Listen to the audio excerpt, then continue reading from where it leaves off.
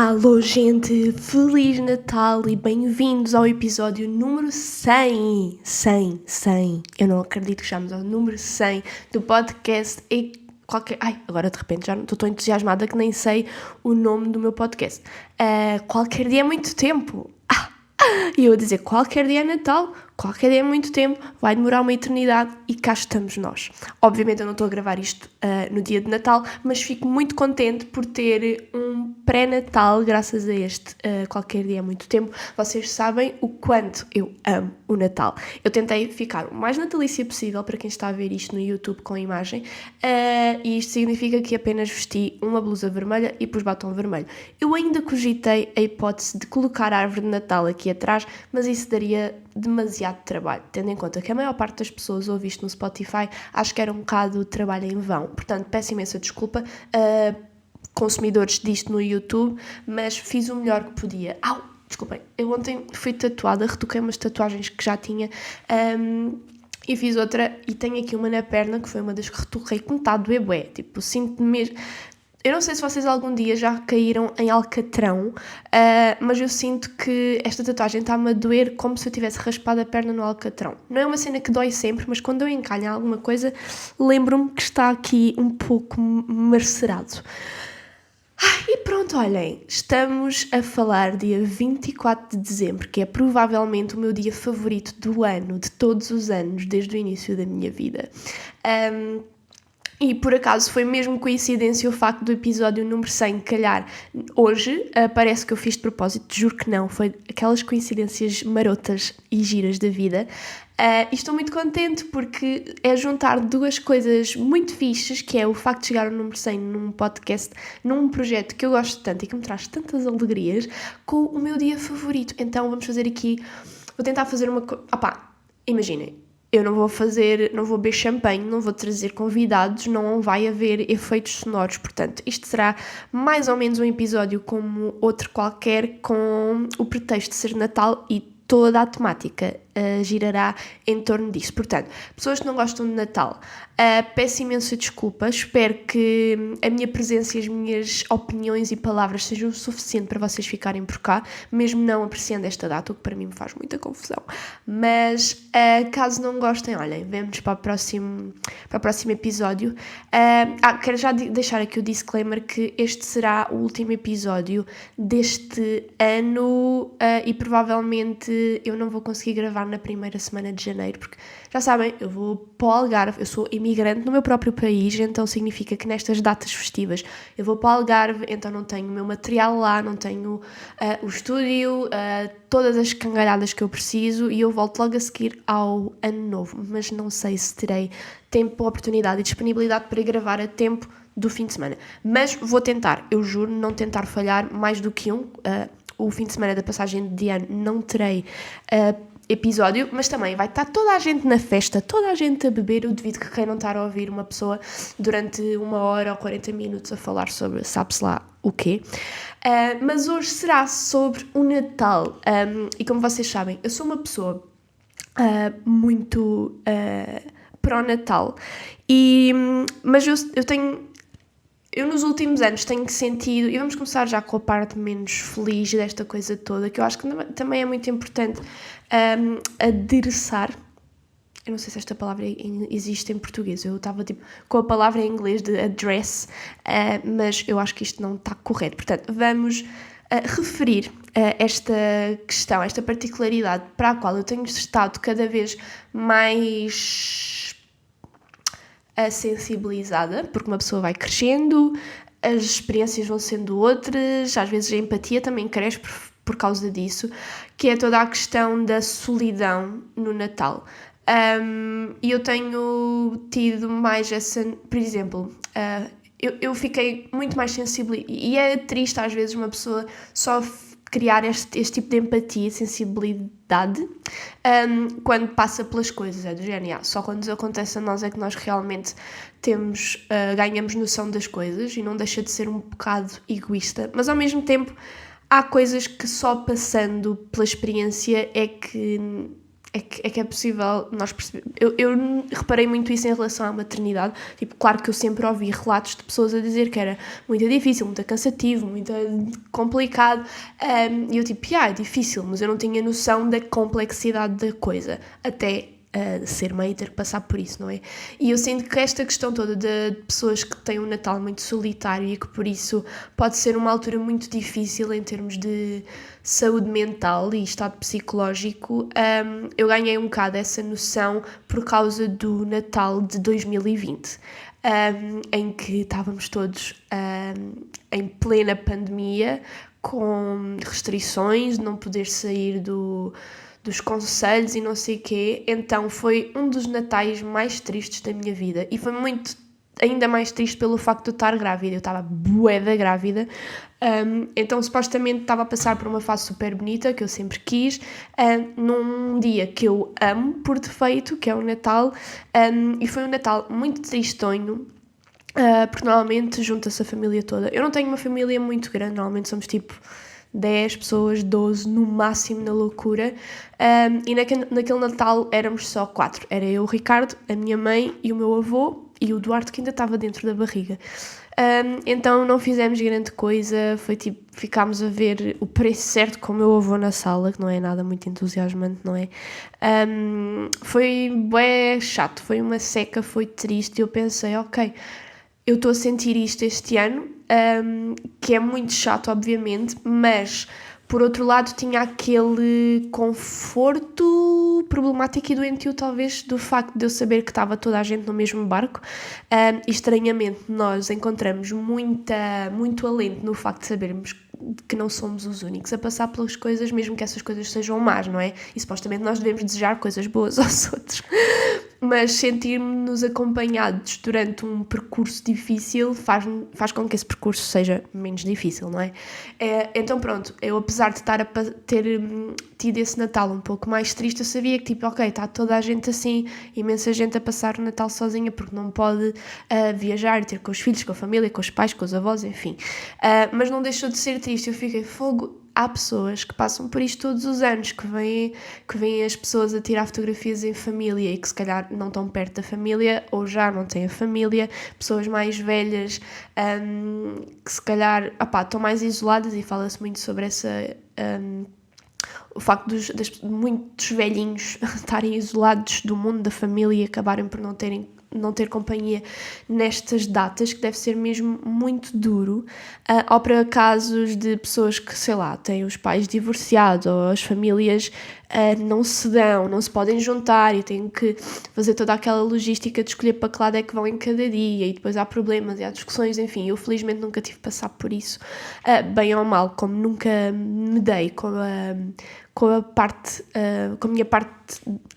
família da parte do pai. Eu nunca tive que fazer esse tipo de escolhas, não é? Então era sempre com o lado da minha mãe, estávamos sempre juntos, era uma festa, mas a verdade é que não só pelo que eu passei, porque passámos todos em 2020, não é? De termos de estar todos mais afastados, com mais cuidado, com mais medo, com não sei o quê, eu também, desde que, não só pela partida da minha avó, isso também é uma coisa que no Natal acho que à medida que nós vamos crescendo, vamos tomando consciência de que as coisas não duram para sempre, e de repente há cadeiras vazias na mesa de jantar que não costumavam estar vazias.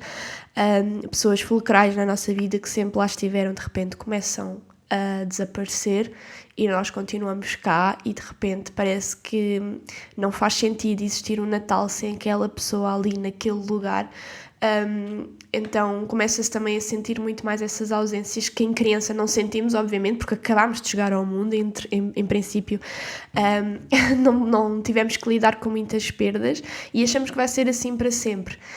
E eu acho que é das partes mais duras de crescer e de envelhecer, é perceber que não vamos ser crianças para sempre, as pessoas de quem nós gostamos não vão estar cá para sempre, o Natal não vai ser igual para sempre, e pelo menos para mim é algo que me entristece um pouco e que me deixa um bocadinho menos contente.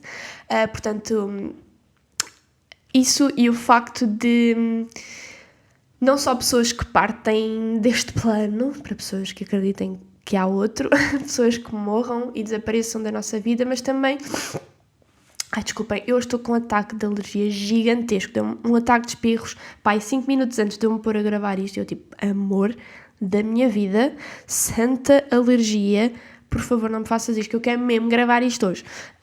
E hoje à tarde vou ao Lisbon Wonderland, que é uma coisa que eu quero há bué de tempo, e nunca consegui. Eu tive praticamente 2 anos a viver ao lado do Lisbon Wonderland. Mas sabem quando uma coisa está tão acessível que vocês estão sempre, eu posso ir a qualquer altura, portanto, tipo, eu logo vou, e o tempo passava-se e eu nunca fui.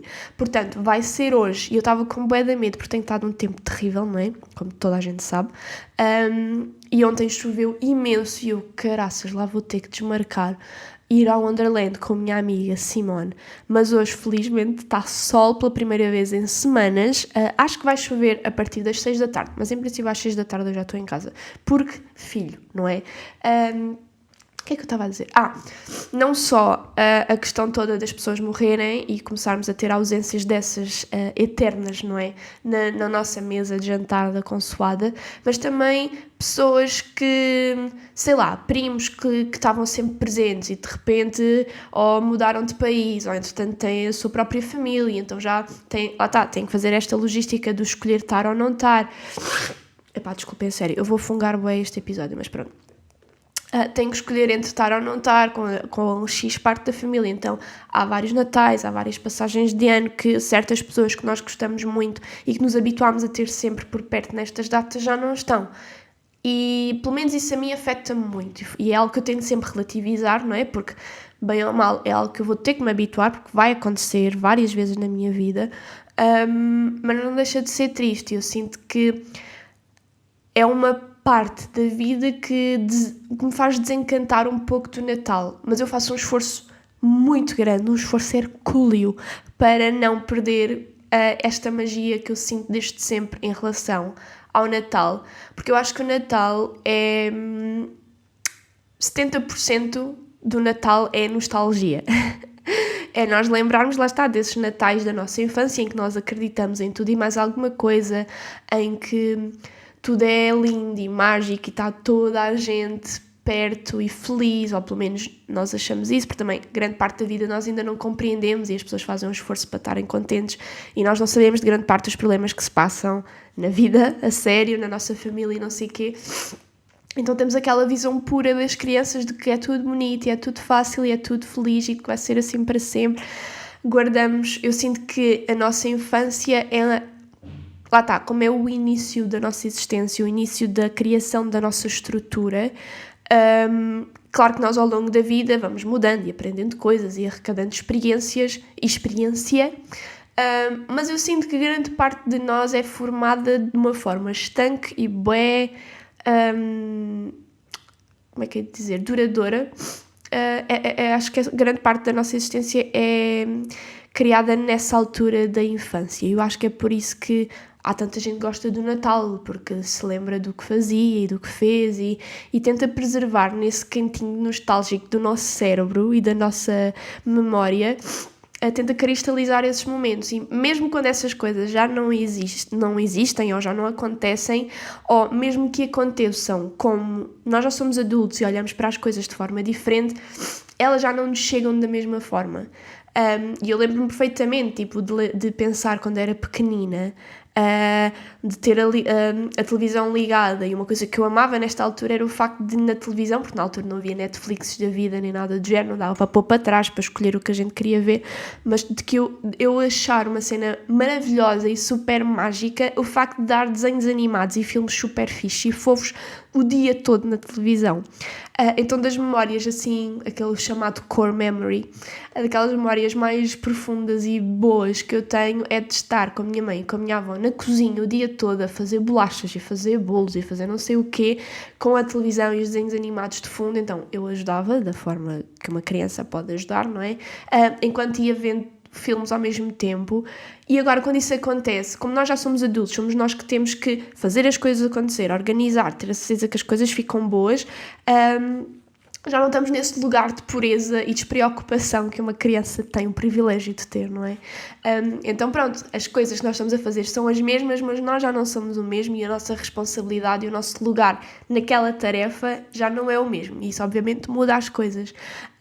Mas eu sinto que o Natal, pelo menos para mim, eu acredito para grande parte das pessoas, é uma tentativa de cristalizar eternamente essas memórias afetivas e emocionais que nós temos em relação a estas festividades.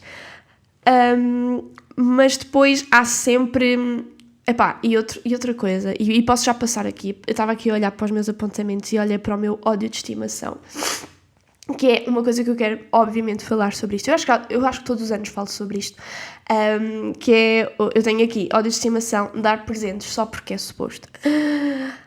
É algo que ao longo, nos últimos, 6 anos, foi quando eu me comecei, lá está, foi quando eu me tornei adulta, não é? Eu tenho 27, ou seja, tinha 20, 21 anos quando comecei a pensar mais sobre estas coisas.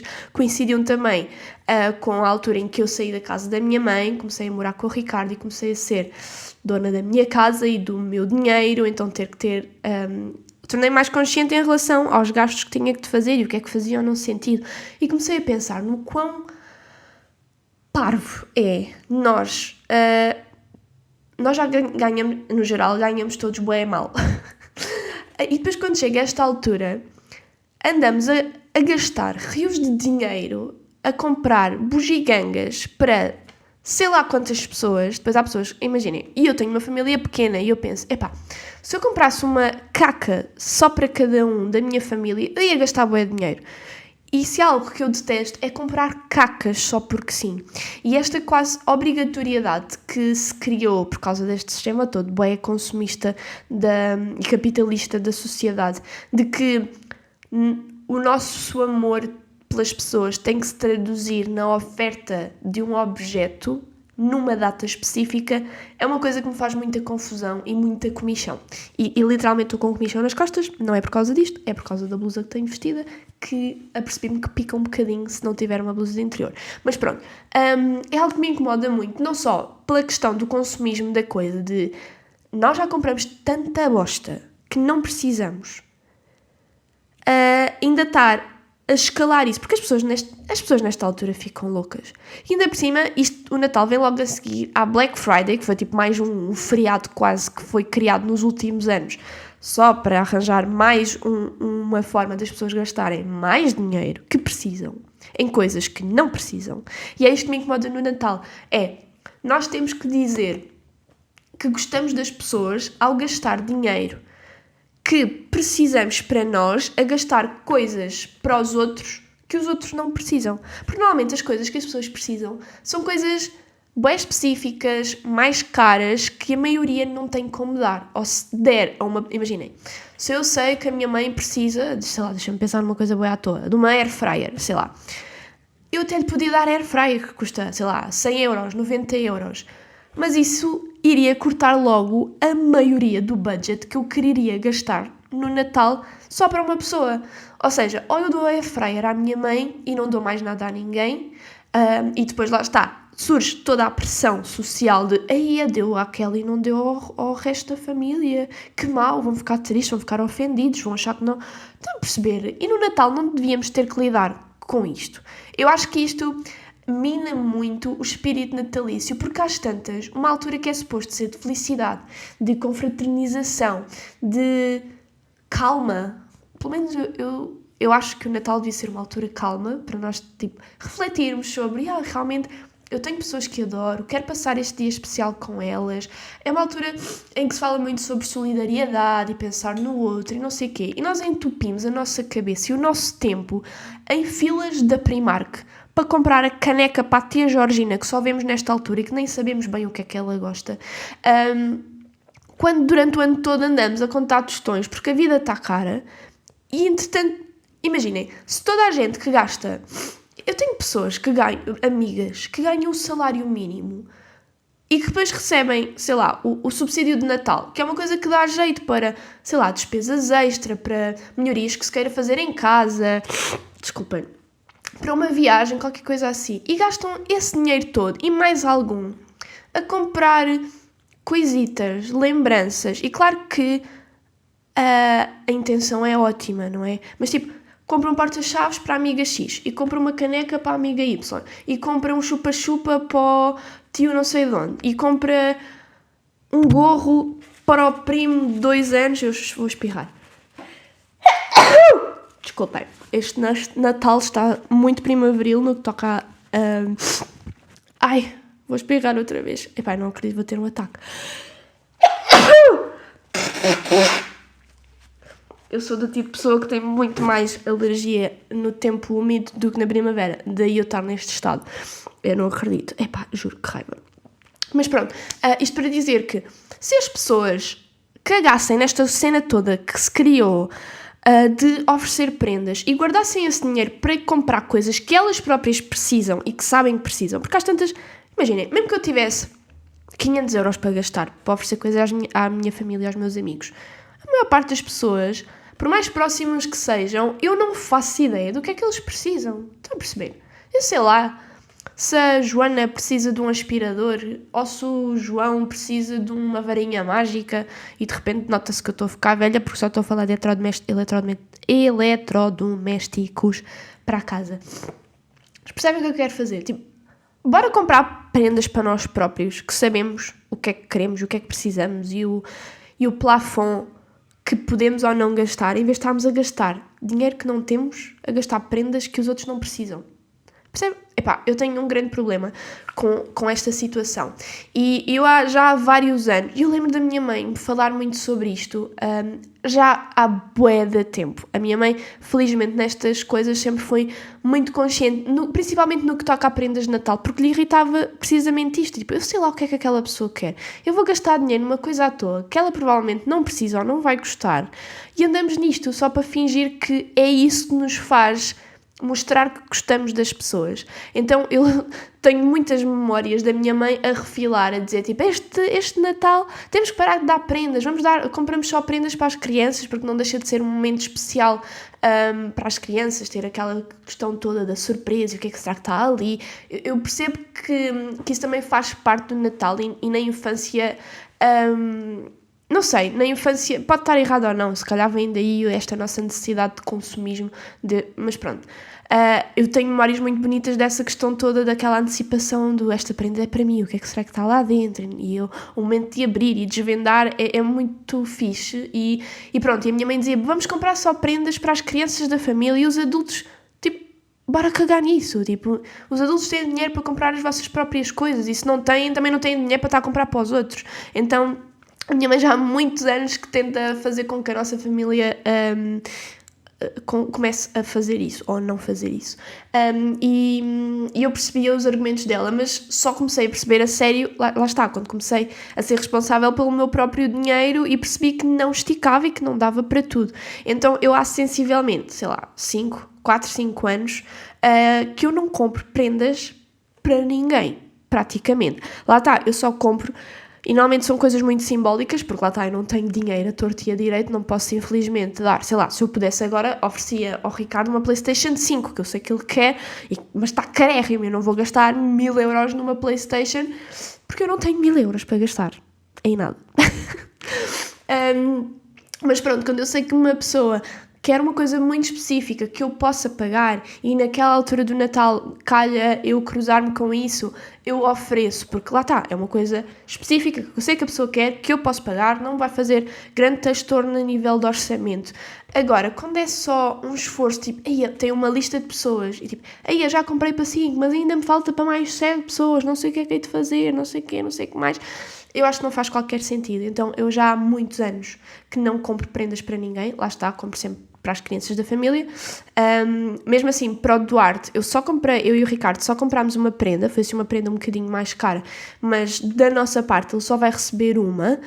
Porque também acho que não vale a pena estarmos a entupir os putos com 20 e tal prendas. Eu lembro-me de um Natal da minha infância, porque lá está, eu também cresci numa família com algum dinheiro, infelizmente o dinheiro depois foi-se todo, mas pronto, mas na minha infância nós vivíamos muito bem, e eu lembro-me do Natal em que, eu nunca mais me esqueci, eu recebi 22 prendas, e família, obrigada, tipo, eu sei que a intenção foi a melhor, Mas é grande abuso, é ridículo na minha opinião, uma criança receber 22 prendas só para ela. Portanto, o Eduardo dá de receber 6 ou 7 no máximo, tendo em conta a família toda. E eu acho que é importante ter este equilíbrio e quebrar esta cena, porque eu falo com amigos meus sobre isto e eles sabem a minha posição e eles dizem, eu sei que tu não compras prendas e eu acho que faz bem sentido e é bem fixe, mas tipo, na minha família, se eu não entregar prendas às pessoas, toda a gente fica bem ofendida, é tipo, ganda escândalo, não dá prendas. E é bué ridículo e triste para mim pensar que as pessoas ficam tristes com esse tipo de coisas. Não é suposto a companhia uns dos outros ser suficiente. Não é por isso, supostamente, que se dá as prendas, que é não é agradecimento, mas uma forma de demonstrar, tipo, olha, eu gosto mesmo muito de ti, da tua companhia, então estou-te a dar uma prenda. Mas se tirarmos a prenda, isso descredibiliza o resto. Eu acho que é muito chato e muito triste e frustrante, quase que o amor que os outros têm por nós e a forma e a validação do amor que temos por eles a recair sobre objetos e ofertas dadas num dia específico. Portanto, olhem, queria aqui fazer este rant sobre este consumismo desenfreado que existe nesta altura, porque eu acho que isto mina muito o espírito natalício que deveria haver de, se querem gastar dinheiro, deem a caridade, deem ao Canil, ao Gatilho Municipal, ao IPO, a Casa de Apoio a, sei lá, pessoas com problemas de adição. Há tanta coisa mais produtiva e que vai fazer diferença em mais pessoas na vida do que comprar uma caneca no Gato Preto para dar à tia Georgina, que não precisa de uma caneca para nada, percebem? Então, pronto. E depois também, toda esta questão do Natal tem coisas muito giras, mas depois tem sempre coisas chatas, porque quando muita gente se junta na mesma casa, e por mais que sejam pessoas que gostam umas das outras, não é? Pelo menos vou partir desse pressuposto, tendo em conta que é suposto gostarmos da nossa família. Não é obrigatório, mas é o mais normal, vou supor eu. Isso não deixa de significar que se juntam na mesma casa e ao mesmo tempo pessoas com ideologias e formas de pensar, de falar e de viver muito diferentes. E eu comecei a notar isto muito, obviamente, a partir do momento em que me tornei vegan. Porque obviamente a minha família não é vegan, muito pelo contrário, a minha família não só ama comer, como sempre foi muito amante de carne especificamente. E foi muito engraçado, por acaso fez há 2 dias, 9 anos que eu deixei de comer carne. Portanto, eu deixei de comer carne no dia 13 de dezembro de 2013, ou seja, uma semana antes, sensivelmente, antes do Natal. Então estão a imaginar esse Natal para mim, eu lembro-me que comi canja de galinha, mas só comi a água e a massa. Deixei os pedaços de galinha. Basicamente comi só a parte dos fritos, porque ainda comia os derivados, os ovos, o leite, enfim. Mas para a minha família foi tipo, what the fuck, amiga? O que é que tu estás para aí a dizer? O que é que estás para aí a fazer? Daqui a um mês já voltaste a comer carne, de certeza. Eu não sei se foi por isso que me ajudou também a ter motivação para provar que eles estavam errados, mas olhem, 9 anos depois aqui estou eu. Nunca mais voltei a comer carne e tenho 0 saudades. Portanto, mas comecei a ter, a partir desse momento, mais contacto com estes conflitos de ideologias e de estilos de vida, porque, principalmente na comida, quando vocês têm uma forma de se alimentar diferente das outras pessoas, a comida, principalmente em Portugal, é muito uma cena social. E de repente, quando vocês têm restrições ou têm toda uma questão ética em relação ao que comem, as pessoas veem muito isso, mesmo que vocês estejam caladinhos no vosso canto a comer a vossa comida e não estejam a dizer nada a ninguém, as pessoas veem muito essas questões como um ataque à forma delas comerem e viverem. Então dá sempre confusão, dá sempre conversa e às vezes é muito preciso sorrir e acenar, como eu costumo dizer, para não fomentar discussões num dia em que não é suposto haver discussões, não é?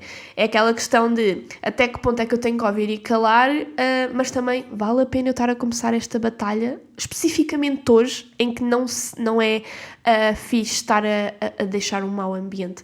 Então, ao longo do tempo, isso foi sendo um tema de conversa, pelo menos na minha família, e obviamente no Natal isso torna-se muito mais acentuado, porque há bem comida, e há bem comidas como tipo, sei lá, é o borrego, e o bacalhau, e as rabanadas, e o não sei o quê, e de repente vocês estão a comer um empadão de soja e as pessoas tipo, ai, porquê estás a comer isso?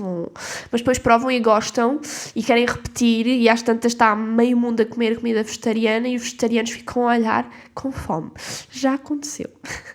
Mas também, uma coisa que eu comecei a perceber, justamente na mesa da consoada, é que, obviamente no primeiro ano, até porque o primeiro Natal foi tipo literalmente uma decisão que eu tinha tomado há uma semana, não havia nada que não tivesse carne, não tivesse ovos, não tivesse leite, manteiga, enfim.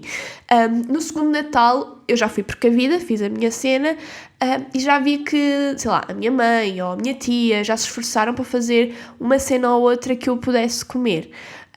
E este Natal após Natal, já há 9 Natais que isto acontece, e hoje em dia eu posso dizer que, epá, a maioria da mesa da consoada são coisas plant-based. Porque às tantas, não só as pessoas têm mais sensibilidade em pensar, ok, se eu posso fazer isto plant-based e toda a gente come, porque tipo, pessoas plant-based não vão comer coisas com carne, mas pessoas com carne podem comer coisas plant-based. Por mais que haja pessoas que se negam a experimentar só por preconceito, mas pronto, podem, não é? Então para que é que eu vou estar a fazer uma coisa que vai excluir pessoas se eu posso fazer uma coisa para toda a gente? Então eu comecei a perceber que várias pessoas da minha família tinham muito essa forma de estar e de repente muitas das coisas que lá estavam, que antes eram feitas com leite de vaca ou natas de vaca também, pronto, coisas animais, foram sendo substituídas por alternativas vegetais. E isso fez com que grande parte da mesa de repente se tornasse vegetariana e vegan e não sei o quê. E noto que nos últimos anos quem está em minoria são as pessoas que comem carne, porque é quase tudo vegetariano e depois tipo, mas temos de fazer um prato de carne pelo menos para o avô e para a avó. Estão a perceber? Enquanto antes era, mas temos de fazer uma alternativa para a Bárbara e para o Ricardo. Então é muito giro ver como, por mais que às vezes pareça que nós estamos a dar cabeçadas no muro e que ninguém nos compreende, ninguém nos entende, ninguém tem essa sensibilidade, as coisas vão mudando, porque as pessoas percebem, mesmo que não percebam, sei lá, a parte ética da coisa ou a parte da sustentabilidade, percebem que é possível e que também sabe bem e que de repente tem ali novas combinações de sabores que nunca tinham pensado, nunca tinham experimentado e gostaram. Então eu sinto que é assim, através deste exemplo, né, do dia a dia, que as coisas vão mudando. Obviamente agora, 9 anos depois, as pessoas já não me chateiam tanto em relação a estas coisas, mas ainda há sempre piadolas. Há sempre aquele tio engraçado que acha que é giro espetar o garfo com um pedaço de carne na minha cara. E eu tento não levar a mal, porque eu sei que aquilo não é com fundo de maldade, mas às vezes é tipo, para. Mas pronto, portanto, olha, eu sei que muita gente que me vê e que me segue também é vegetariana, ou pelo menos tem algumas restrições alimentares. Tenham muita força nesta altura difícil, façam os vossos cozinhados maravilhosos em porção familiar, porque as pessoas dizem sempre que não são vegetarianas e que não querem comer vegetariano, mas depois vêm sempre roubar o nosso prato. Portanto, é o conselho que eu dou, façam para vocês, mas dobrem a receita, porque o pior que pode acontecer é sobrar e vocês ficarem 2 ou 3 dias a comer a mesma coisa, mas ao mesmo tempo isso é bom, porque não têm que cozinhar, portanto, é um win-win situation. E o que é que eu tenho aqui mais sobre o Natal? Tenho aqui apontado Natal com o filho. E é realmente sobre esta questão de Natal, por muito bonito que seja sempre, na minha opinião, ganha um valor e um brilho diferente quando há crianças na família, não é? E como eu vos estava a dizer, a minha família é muito pequenina, nós não somos muitos, eu sou filha única, então pronto, não tenho irmãos, não tenho sobrinhos, o Ricardo igual, pronto, não há muitos primos e muitos, enfim, é uma família pequena. Então, imaginem, eu e a minha prima, nós temos 1 ano de diferença e nós estávamos sempre juntas, já era quase tipo irmãs, juntávamos muitas vezes ao fim de semana, dormíamos na casa uma da outra, o Natal, passagem de ano, era sempre também na presença uma da outra, mais os meus tios, obviamente, e obviamente fomos crescendo. Quando tínhamos 10, 11 anos, o meu primo nasceu e já era o único, já não tinha uma companhia, não é? Mas pronto, continuava, nós ainda éramos minimamente pequenos, pequenas e de repente tínhamos um novo bebé na família, então o Natal manteve essa magia por causa dele. E de repente ele foi crescendo e já tinha tipo 14 anos, já era um adolescente e de repente o Natal já não tinha essa magia de haver crianças por perto. E o que deixa sempre... não é que seja mais triste, é só diferente. Não é tão mágico. Para mim nunca deixou de ser uma data super entusiasmante pelo facto de eu estar com a minha família toda junta, que é uma cena que eu adoro. Mas o facto de eu ter engravidado, não é? E o Natal passado foi o primeiro dos últimos muitos anos em que havia outra vez um bebé na família e de repente... Lá está, aquilo que eu estava a dizer, estava eu a reviver os meus natais todos e a querer, como é que eu ia dizer, que tradições que nós sempre tivemos com as crianças da minha família no Natal, eu quero que o Duarte herde, por mais que tenha um bocado de pena pelo facto dele, como eu, não ter uma prima ou um primo da idade dele para brincar e para ter como companhia nestas datas, porque eu sinto que isso ajuda sempre a ter alguém da nossa idade para nós brincarmos e, não sei, eu amava estar com a minha prima nessas alturas. Portanto, o meu primo já não teve muito isso e o Duarte não tem ninguém. Mas pronto, quero muito esforçar para que ele tenha essa parte mágica do Natal, do facto dele ser criança e de acreditar que existe magia no mundo e que existe o Pai Natal e... Não sei, quero muito fomentar isso e o facto dele existir agora faz com que eu ainda fique mais entusiasmada sobre essas coisas pequeninas. E, por exemplo, o Natal passado, a minha mãe, como existia o Duarte, a minha mãe decorou a casa inteira com luzes e árvores de Natal e esforçou-se imenso para criar esse ambiente mágico e luminoso e bonito na casa inteira para o Duarte ter isso tudo à volta dele e eu fiquei mesmo muito contente porque já não se fazia isso há muito tempo, porque montávamos só a árvore de Natal na sala e às vezes era tipo 3 ou 4 dias antes do Natal só, o que me deixava assim um bocado tipo, que seca. Portanto, olhem, recomendo Filhos no Natal, é muito giro. E pronto, olhem, já vos tinha dito o ódio de estimação. Tenho aqui outro ódio de estimação, que é o bom tempo na noite de Natal. Eu sei que isto é polémico, porque grande parte das pessoas não gosta de mau tempo e de chuva. Eu confesso que depois destas últimas semanas de temporal, em que durante o dia estava de noite, eu também, tipo, hoje está sol e eu estou mega contente. Mas eu sinto que no Natal tem que estar a chover. Eu não digo nevar, porque estamos em Portugal e a probabilidade disso acontecer, principalmente onde eu passo o Natal, que é no Algarve, é mínima. Não é impossível, mas é mínima. Mas, tipo, no mínimo, dos mínimos, tem que estar nublado. Mas se estiver a chover e depois, tipo, liga-se a lareira... acende-se a lareira na sala... Opa, não vou negar que é todo um mood muito mais natalício e cozy, não é? Portanto, eu odeio... sol no Natal. Eu lembro-me de um Natal em que estava sol e calor. Eu tipo, what the fuck, parece que estou na Páscoa. Portanto, amor de estimação, lareira, era isso que eu estava a dizer, fogo, coisas a arder para mim. Eu sinto, a minha mãe sempre disse que eu era um bocado piromaníaca. Eu lembro-me, pai, sei lá, 2008, entre 2007 e 2008, os meus avós mudaram de casa para a casa onde vivem agora. Que foi a casa onde eu nasci, tipo, vivemos lá uns tempos, depois mudámos para outra e depois, pá, aí quando eu tinha 13 anos eles voltaram para a casa inicial. Então eu lembro-me perfeitamente da minha avó me ir buscar à escola na altura e da casa ainda estar muito vazia porque as mobílias deles ainda não tinham vindo da outra casa.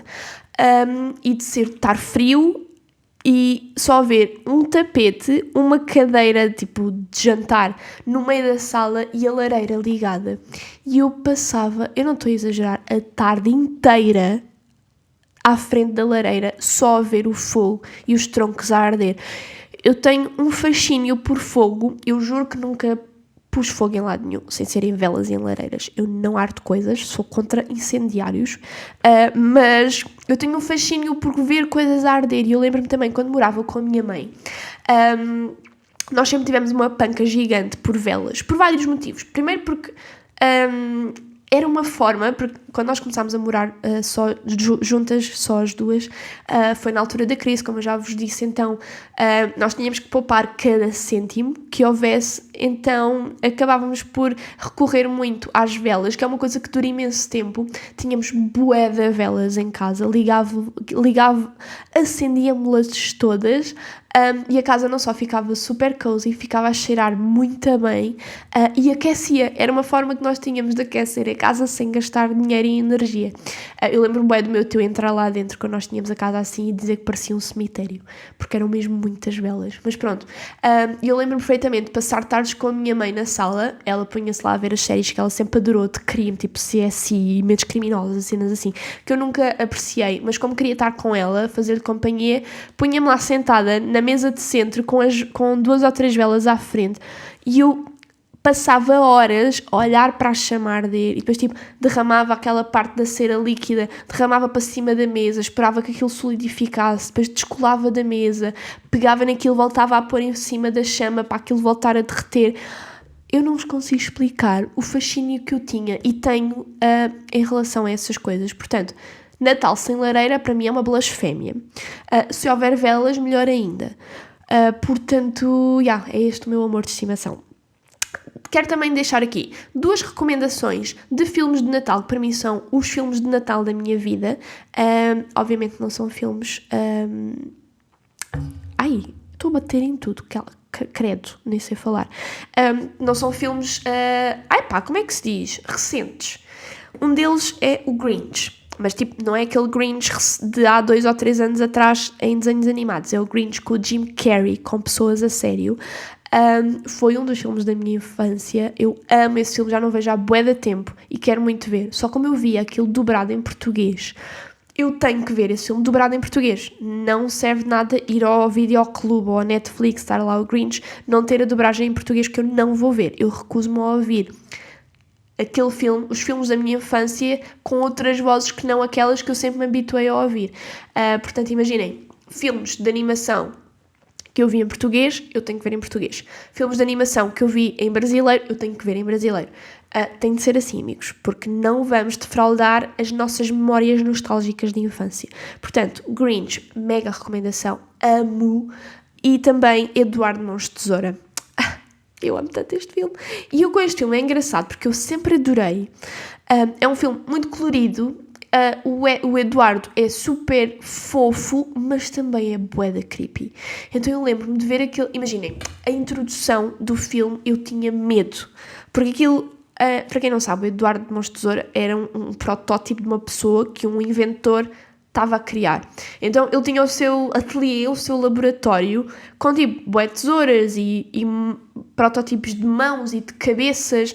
Então quando o filme começa, tem assim uma música meio halloweenesca. Eu sinto que o Eduardo Mãos de Tesoura é meio que uma fusão do Halloween com o Natal. É assim uma vibe meio sombria. E eu em criança tinha um bocadinho de medo da introdução, então se pudesse passava sempre à frente. E adorava ver o filme, achava-o mega fofo, só que ele tinha aquele ar bué assustado, bué assustador até, bué esquálido, e depois tinha aquela roupa preta cheia de cintos. Pronto, e o filme depois termina assim um bocado mal, um bocado... triste e agora tipo, isto está a parecer uma recomendação mega recomendável, mas o filme é mesmo bem bonito. Mas eu lembro de ver aquilo e via aquilo bem, mas quando terminava o filme eu ficava para aí 2 ou 3 dias com bem arrepios e imaginava que sempre que ia virar uma esquina da minha casa que ia estar o Eduardo Mãos de Tesoura especado a olhar para mim, e eu arrepiava-me e gelava por dentro só de pensar nisso. Portanto, sempre tive uma relação assim meio tóxica com este filme, porque amava, mas tinha medo ao mesmo tempo. E não podemos sentir isto em relação a pessoas da nossa vida, ok? Portanto, sentem isso, acabem esse relacionamento. Isto é só um filme, mas recomendo muito, porque passa-se no Natal, tem neve, tem luzes, tem... aquela vibe do Tim Burton, que embora não seja dos meus realizadores favoritos, acho que faz sentido nesta altura do ano. E pronto, o que é que eu tinha? Aqui, curiosidade aleatória da semana, também sobre o Natal, obviamente. Eu estive a pesquisar, é um bocado difícil de encontrar curiosidades sobre o Natal que não sejam bué seca, Tipo, o Natal é uma festividade religiosa porque Deus nasceu. Deus não, Jesus. Não é esse tipo de curiosidades que eu quero. Portanto, assim a mais curiosa que eu encontrei foi em relação à invenção da árvore de Natal, que eu não sabia de onde é que vinha. Obviamente, como isto é uma cena bué secular ou milenar quase, às vezes há várias teorias, nenhuma é comprovada a 100%, mas assim, a mais, como é que se diz? Coerente, não é coerente, consensual, é de que, está aqui, embora não seja 100% provado, atribui-se a invenção da árvore de Natal a um padre na Alemanha que montou um pinheiro e enfeitou com velas para mostrar às crianças como estava o céu no dia do nascimento de Jesus. Eu achei isto muito engraçado, não fazia ideia que tinha sido que surgia daí, realmente, tipo, porque é que no Natal se enfeita uma árvore com luzes e bolinhas? E esta teoria faz muito sentido, não é? Porque como a religião era uma cena fulcral na vida de toda a gente, até há muito pouco tempo, ainda é para muita gente, mas eu sinto que cada vez mais há pessoas que não são religiosas, não são crentes em grande coisa ou em nada, mas andando vários anos, várias décadas, vários séculos para trás, a religião tem um papel cada vez maior andando para trás no tempo, não é? Então, de repente, faz todo o sentido haver um padre que queira explicar às crianças como é que o céu estava no dia do nascimento de Jesus. Agora, não sei porquê num pinheiro e não noutra coisa qualquer. Mas pronto, aceito, acho giro e até faz algum sentido. Pergunta da semana. Tendo em conta que não és religiosa, por que celebras o Natal? Isto é uma coisa que me fazem muitas vezes, porque eu abertamente falo imensas vezes sobre o facto de não ter nenhuma religião, não acreditar em Deus, não acreditar e ter até alguns anticorpos em relação à religião no geral, não só à católica, principalmente à católica, mas não só à católica, religião no geral eu sinto que na maior parte das vezes foi a origem de muitos males ao longo da história do mundo e da humanidade, mas pronto, passando isso à parte.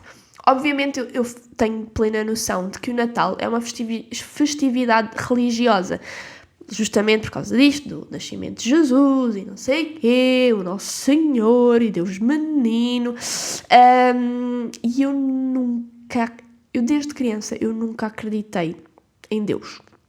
Aliás, eu tinha um presépio que eu gostava muito de montar, porque achava giro, mas uma das coisas que mais me fazia querer montar nem sequer era o presépio em si, era o facto de eu, para preparar o presépio, ir buscar musgo com a minha avó. Essa era a experiência.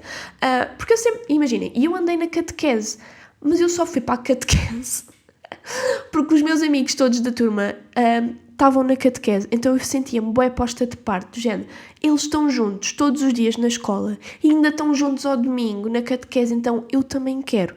Tanto que a minha mãe fez chantagem com a catequista. Isto é bem engraçado. A minha mãe fez, porque eu só decidi tomar esta decisão de querer ir para a catequese no segundo ano, ou seja, os meus amigos já tinham passado pelo primeiro ano da catequese, que eu não tinha frequentado. Só que, obviamente, quando eu decidi ir para a catequese, eu queria estar com os meus amigos. Então, isso fazia com que eu tivesse de ir diretamente para o segundo ano. E supostamente não é permitido, não é? Só que a minha mãe foi falar com a catequista e disse, olha, é assim, a Bárbara quer muito ir para a catequese, só que ela só vai para a catequese se for para o segundo ano com os amigos dela, portanto, é pegar ou largar, como se estivesse a fazer um gandadil, tipo tráfico de droga ou assim. E pronto, eu acho que ela soube argumentar muito bem a coisa, a catequista aceitou e eu fui diretamente para o segundo ano de catequese, portanto, podem considerar-me uma sobredotada da catequese, porque eu saltei um ano. Depois fiz só até ao quarto, porque lá está, era isso que eu queria dizer. Eu fui para a catequese não por acreditar em Deus, não por querer cultivar a minha religiosidade, foi pura e simplesmente porque eu queria ter mais um dia para estar com os meus amigos e brincar com eles. E eu lembro-me perfeitamente de, aos domingos, ter essas aulas de catequese, de me explicarem, contarem as histórias, dizerem, ai Deus isto, Jesus aquilo, Ave Maria, Pai Nosso. E desculpem, eu estou a falar assim mas eu não quero de todos respeitar quem acredita e quem tem este tipo de fé. Zero julgamento. Estou só a dizer a minha experiência da forma que eu falo, que é assim meio a gozar, desculpem. Eu não quero mesmo, não levem a mal, por amor da santa. O que é que eu estava a dizer? Contavam-me as histórias todas da Bíblia e não sei o quê. E eu ouvia aquilo, mas eu ouvia aquilo como quem ouvia, sei lá, a história da Bela Adormecida, que é do género, isso é tudo muito giro, mas é uma história só. Eu nunca acreditei que aquilo tivesse mesmo acontecido e que nós tivéssemos que, sei lá, aquela culpa cristã. Estão a ver, não se faz isto porque Deus está a ver e vamos ser castigados. Eu nunca acreditei nisso. Eu lembro-me perfeitamente de uma altura em que, por causa da catequese, me obrigaram a ir confessar-me. E eu estava tipo, eu não tenho nada para confessar, eu não fiz nada de mal. E eu cheguei lá, em frente ao padre, e eu tipo, porquê é que estás aqui? O que é que vieste confessar? E eu tipo, mandaram-me vir para aqui, amigo. E eu tipo, então e o que é que tens para dizer? Eu não tinha nada para dizer. E eu menti e disse, eu quero confessar que menti. Ou seja, eu menti que tinha mentido. Porque foi a única coisa que eu me lembrei de dizer que pudesse ter que ser confessada. E eu nem sequer tinha mentido. Tipo, what the fuck? Obrigaram-me a parecer menos boa pessoa, menos boa criança, porque me obrigaram a ir confessar. Eu tinha tipo 8 anos. O que é que eu tinha feito de mal? Porquê que me puseram naquela situação? Eu achei isso, tipo, na altura eu não achei problemático. Eu só fiquei tipo, porquê é que me puseram aqui? Eu não tenho nada para dizer a este senhor padre. Eu não fiz nada de mal. Mas agora eu olho para trás. Isso é problemático. Pensei que é tipo a cena da culpa cristã é uma cena que me incomoda um bocado. Tipo, as pessoas não dizem certas coisas porque, sei lá, enfim. Então, isto para dizer que eu, mesmo em criança, mesmo apesar de ter tido contacto com a religião católica, ter andado na catequese, eu nunca acreditei. Então, o Natal para mim nunca significou nada em relação com a religião. Para mim era o que sempre foi e o que continua a ser uma data mágica, bonita, em que eu e toda a minha família se junta para comer, para estarmos juntos, para trocar prendas, para sermos felizes naquele dia, ter aquela vibe toda das músicas de Natal e os filmes. Para mim é uma desculpa para as pessoas que gostam umas das outras se juntarem e celebrarem isso. Portanto, para mim o Natal significa zero religião e significa 100% amor e celebrar esse amor e esses laços familiares e com os nossos amigos de quem gostamos. Portanto, é assim que eu justifico a minha resposta de porque é que celebras o Natal se não és religiosa. Pronto, é assim. Eu sinto que ao longo do tempo as coisas, a sociedade, as circunstâncias, os contextos vão se alterando e eu não sinto que as tradições, lá está, eu sou muito contra tradições estanques. Eu acho que há coisas que deixam de fazer sentido em determinado momento do tempo, tal como já fez sentido haver touradas, não sei porquê, mas pronto, agora já não faz, e não é por ser tradição, não é por sempre se ter feito que se deve continuar a fazer, tal como se queimavam mulheres na fogueira porque se acreditavam que elas eram bruxas. Hoje em dia já não se faz isso, ou espero que não. Eu sei que há sítios em que mulheres são mortas de formas terríveis por motivos ridículos, mas pronto. As coisas evoluem, mudam os seus significados e, enfim, eu acho que não há mal nenhum nisso. Eu sinto que a maior parte das pessoas acaba por celebrar o Natal dessa forma e não tanto numa celebração de religiosidade e de Deus e de Jesus, por mais que não haja mal nenhum em fazer isso, né? Se bem que o Natal, um dos natais mais secantes que eu tive em criança foi quando a minha família teve a brilhante ideia de ir à missa do galo. Eu tipo, what the fuck, tirem-me daqui, eu quero ir ver a fuga das galinhas na minha sala e abrir as prendas daqui a bocado. Foi ganda seca, peço desculpa a quem frequenta a missa do galo, mas olhem, aquele galo era um E pronto, passamos então para a última rubrica deste episódio especial, número 100/Natal, obviamente também sobre o Natal, porque se é Natal temos que aproveitar este pretexto para falar tudo o que há a falar sobre este dia especial. Esta frase é de Charles Dickens e é: Feliz, Feliz Natal, que nos traz de volta as ilusões da infância, recorda ao idoso os prazeres da juventude e transporta o viajante de volta à própria lareira e à tranquilidade do seu lar.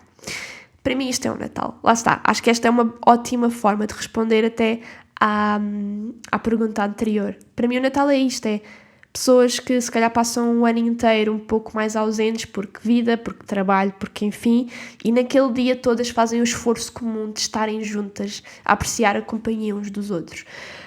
Portanto, é isso. E olhem, estamos quase aqui a chegar a 1 hora. Eu espero que tenham gostado deste episódio. Quer vejam no dia de Natal, quer vejam depois. Eu sei que provavelmente muita gente vai estar demasiado atarefada a fazer bolachas e bolos e rabanadas e não tanto disponível para me ouvir, mas mesmo que estejam a ver isto uns dias depois, espero que tenham tido um Natal muito bonito, muito feliz. Se têm a particularidade de passar o Natal sozinho, o meu coração está convosco e espero que tenham conseguido fazer alguma companhia ao longo deste episódio, durante esta horita que para aqui estive a falar. Espero que sejam felizes, não gastem muito dinheiro em prendas. Se já tiverem gasto este ano, porque lá está, se estão a ouvir isto, é porque o Natal está a acontecer ou já passou, usem, lembrem-se disso para um ano. Não precisamos gastar rios de dinheiro para dizer às pessoas que gostamos delas. E se calhar no primeiro Natal elas vão estranhar e ficar assim tipo, ei, é sério que não me deste uma prenda? No segundo Natal já vão ficar tipo, ok, outra vez, passa a ser uma norma, deixam de estranhar, deixam de levar a mal, e é assim que se quebram ciclos e tradições que às tantas são um bocado inúteis e obsoletas. Portanto, digam às pessoas, acho que as palavras às vezes escrevam uma carta a dizer que gostam da pessoa X, da pessoa Y, provavelmente vai ser muito mais inesperado, muito mais inesquecível e muito mais tocante do que comprarem um porta-chaves na Parfois. Portanto, é isto. Obrigada por estes 100 episódios, por estarem sempre aí, sempre a dar o vosso feedback, a dizer o quão gostam de acompanhar e da companhia que eu vos faço. Eu juro que isto não é unilateral, tal como eu vos disse no episódio passado. Eu gosto muito, muito de gravar isto. Traz-me literalmente felicidade e sanidade mental ter este projeto aqui e saber que estou a falar para alguém que me quer ouvir, que não me julga, que consegue discutir as ideias de uma forma adulta e construtiva. Portanto, obrigada. O meu estômago acabou de roncar, já é quase... não, ainda nem sequer são 11 horas. E eu já estou cheia de fome, enfim. Pronto, olhem, Feliz Natal, Feliz Ano Novo. Quando voltarmos a ver-nos aqui, a falarmos, já estaremos em 2023 e eu ainda não estou a saber lidar com isso. Não vamos falar sobre isso, ok. Boas entradas a toda a gente, Feliz Natal outra vez. Gosto muito de vocês, vou-me calar, estou a dizer a mesma coisa 50 vezes de seguida. Até ao próximo episódio. Um grande beijinho e obrigada do fundo do coração.